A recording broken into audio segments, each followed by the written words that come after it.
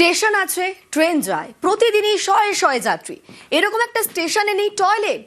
অভিযোগ, হেরিয়া স্টেশনে মেলে না খাবার জলও, আর এ নিয়েই ক্ষুব্ধ যাত্রীরা।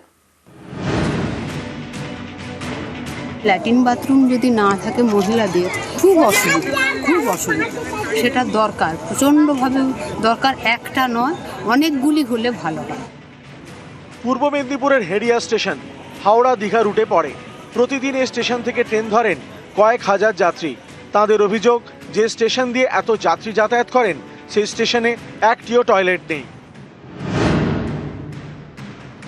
আর বাথরুম তো নেই। আমাদের মেয়েদেরকে দেখি যেখানে সেখানে বনে দিকে দৌড়াতে থাকে। এই জলের ব্যবস্থাও নেই। এইটা যাতে হয় সেই ব্যবস্থাটা হলে। ল্যাট্রিন বাথরুম যদি না থাকে মহিলাদের খুব অসুবিধা, সেটা দরকার, প্রচণ্ডভাবে দরকার। একটা নয়, অনেকগুলি হলে ভালো হয়। শুধু শৌচালয় নয়, যাত্রীদের দাবি হেরিয়া স্টেশনে নেই পানীয় জলের ব্যবস্থাও।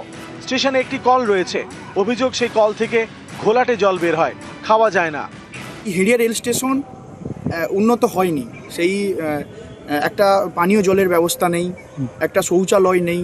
তো আমরা চাই আগামী দিনে এই হেরিয়া রেল স্টেশন উন্নত হোক। ট্রেন কিন্তু কোনো ট্রেনই সময় মতো আসছে না। এই লাইনে লোকাল ট্রেনের সংখ্যা বাড়ানো খুবই উচিত।